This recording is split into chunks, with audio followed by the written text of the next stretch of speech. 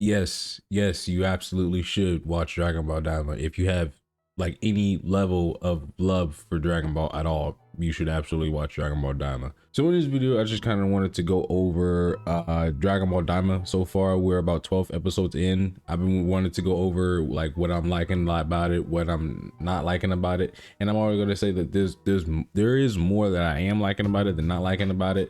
But I do want to get into it a little bit.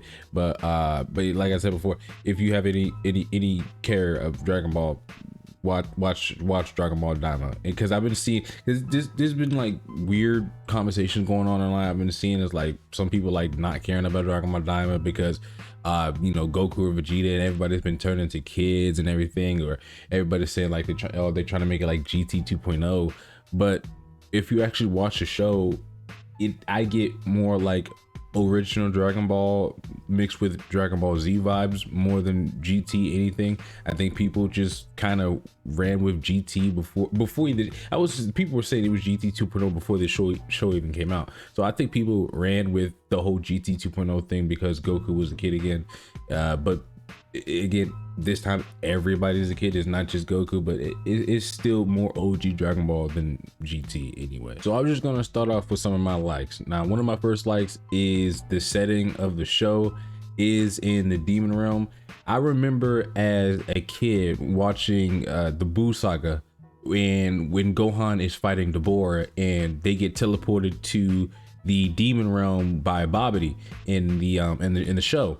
I remember thinking like it would be dope as hell if we got like a Demon Realm arc or a Demon Realm saga in Dragon Ball. If like, imagine if they took like the design for Janemba, like made him like a smart, capable villain. Like they took the design of Janemba from Fusion Reborn, gave him like the personality of Cell or something, made him more evil or something like that.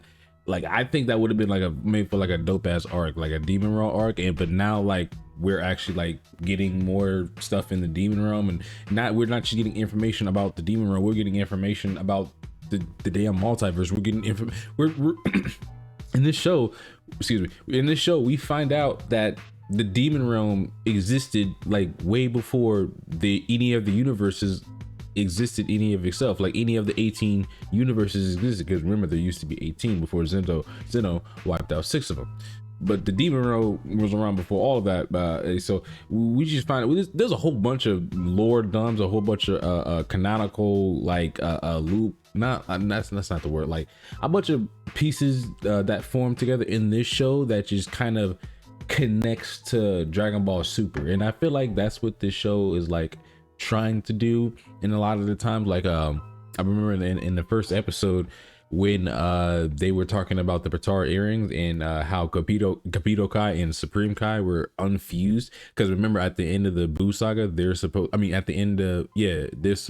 in the beginning of Dragon Ball Super in Battle of Gods they're supposed to be fused together as the Capito Kai fusion. I think Dragon Ball Daima is going to give us an explanation later on, because there's only 12 episodes out right now. It's not done. Yeah, it's going to be done like mid March or something like that. So I feel like they're definitely going to give us like some type of explanation on how they're going to fuse again. Whether it's going to be with the fusion bugs, we're got to see about that, or they're going to switch to Patara earrings again. But somebody with the fusion bugs that Goku has, somebody's gonna fuse. Everybody's saying Gogeta or Vegeta.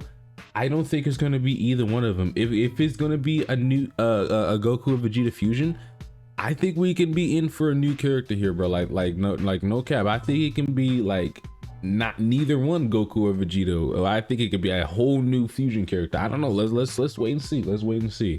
Something else that's also gotta be mentioned is the animation quality. It is fucking chef's kiss. Every episode, like there's not an episode that's lacking at all. There's not a single scene, a single frame that's like that shit look ugly. That shit that's what are they doing? Like no, like you could tell like this shit was in production cooking for a long time. You could tell there were people like actually working on this and getting it prepared and ready to air, unlike the beginning of Dragon Ball Super. At this point, I like literally at this point going forward, with everything that has happened, with Akira Toriyama's passing last year, going forward from this point on, there shouldn't be anything with the name Dragon Ball attached to it. Any anime, movie, whatever, there shouldn't be anything with the name Dragon Ball attached to it that should have like terrible shitty animation quality, you know, terrible art, terrible drawing, and none of that.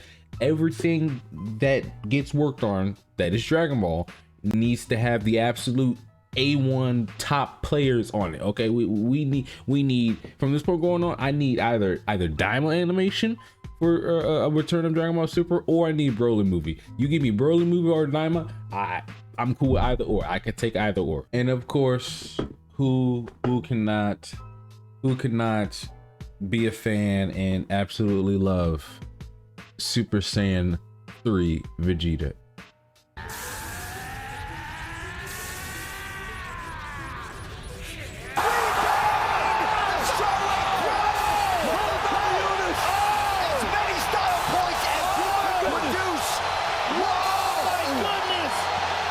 If you don't know, if you didn't know, Vegeta is one of my favorite anime characters of all time. Vegeta is that nigga.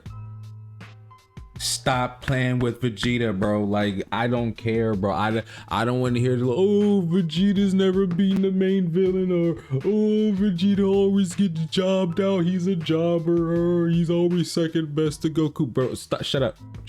I'm tired of hearing it, bro. Vegeta has always been that #1 nigga ever since he's been introduced for the first time in the Saiyan saga, eating that one bug nigga.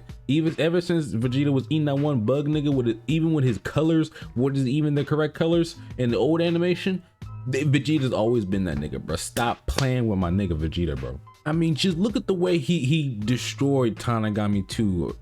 Yeah, it was Tanagami 2. I mean, just look at the way he absolutely demolished that nigga, bro. Like, had the arms crossed, with the kicks and shit. That, like, the nigga was fighting like Vegito, bro. Like, we've always been saying Vegito is Vegeta, Gogeta is Goku. It's been obvious this whole time, bro. Like, but like that was the most Vegeta-esque shit that wasn't even Vegito involved. Like, bro, like that shit.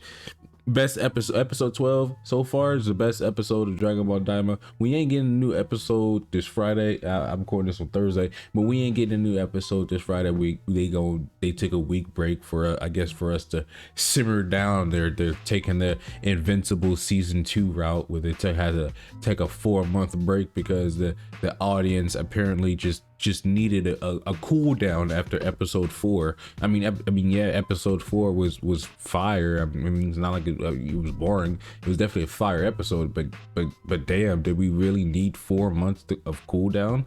I don't think it was that hype, you know. Now, to talk about a few things I don't like, one of the first things that popped up in my head actually is Piccolo forgetting his own Namekian language. I think that's so goddamn dumb. Like, Piccolo forgetting how to speak Namekian because he said he's been on Earth for too long and he's just forgotten it now. That's so stupid, because Piccolo, not only is he assimilated with Kami, who should also be able to speak Namekian, but even if you want to go out the length and say Kami can't, he has Nail, who is from planet Namek, who should also be able to speak Namekian. Like, it just, Piccolo not being able to speak Namekian was stupid. Like, I know it was just, you know, I guess, you know, that Toriyama humor that I am a fan of. I do like, you know, Toriyama's humor. Rest in peace to the god. Super Peace Sensei. Something else that I also feel like could be a little bit better, but it's actually been improving the last couple episodes, but something that I did kind of complain about early on going on was the pacing. I feel like the pacing could have been a little better. It just felt like especially like episode like the 3, 4, 5 and on, it just felt like there was a plane issue there. Like there was either they were being hunted down by the police, Genemarie, whatever they call them, or they had a plane issue. It just seemed like it was one of those two things that was going on every single time. It was a plane issue, or they had to fight the police. So that got a little bit kind of annoying and repetitive. I was like, all right, come on, let's get to like the real hype, the real action. But I do get what they were doing with it, again, going that OG Dragon Ball route, which is, you know, which is why they were having Goku fight with those officers with the power pole. I think they was obviously like trying to give you like Kid Goku taking out the Red Ribbon Army type beat with that, which is, you know, flames. I did appreciate that, but still, like, it just felt like those were the only two things going on back to back constantly, and it just kind of felt repetitive.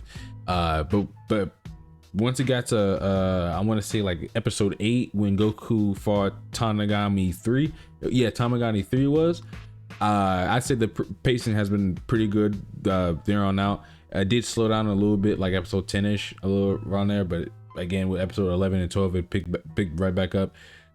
So from what I've been hearing, Dragon Ball Daima is only 20 episodes and we are on episode 12. So from here on out, I need flames. We got after episode 13 next week, we got 7 weeks left. So I'm gonna need straight fire, straight flames. No more slowdown. I would appreciate things picking up. It does feel like things are picking up here and there, yeah, with the Majin Buu and Ku. My theories for Majin Buu and Ku, it's so obvious. It's so like obvious Toriyama, but I feel like Buu and Ku are going to fuse into, you know, this ultimate buffed up badass Majin counterpart or something like that, because you already know Toriyama, he likes to give us, you know, the silly, funny, goofy designs first sometimes, and then he likes to throw curve balls into it and give us this huge buff bad guy, you know, like motherfucker look like Cooler type, Final Form Cooler type shit, you know what I'm saying? So that's my theory on Ku and Dude. I think they're gonna fuse, and then I think either Goku and Vegeta, I think they're gonna use that fusion bug and, you know, squabble with the, you know, the fused Ku and Do, Kudu or Dooku or some shit like that. But that's my theory going on for that. All in all, I gotta say I'm enjoying Dragon Ball Daima. If I had to give it a rating out of 10 so far, again, with the 12 episodes we got so far, I would give it a solid 7.5 to 8 out of 10 so far. And just knowing that this is like one of the last pieces of work Toriyama's worked on, and this actually very well may be the last thing he's worked on, I feel like it just makes it that much more special and hit that much close to home, because it's like, damn, yo, like after this is like it's all like a Toryotaro in the manga, if he even keeps that pushing for long. But yeah, man, RIP Toriyama sensei, man. But yeah, I'm enjoying Dragon Ball Daima. Y'all haven't checked it out yet, I recommend going check it out. It's on Crunchyroll, Hulu, and I think it's on Netflix. I don't know, I don't even use Netflix, and other sites if you catch my drift. But yeah, check it out. Check this shit out. If y'all enjoyed this video, you already know what to do to that like and subscribe button. You mean a lot to your homie. It would mean a lot to your boy. I would appreciate that. It would mean a ton. I really would. I really appreciate that, though. I'm sorry, I'm tired. It's 3 o'clock in the morning right now, and I need to get some sleep. I got some motion going. Got some motion going. Y'all see though. Stay tuned.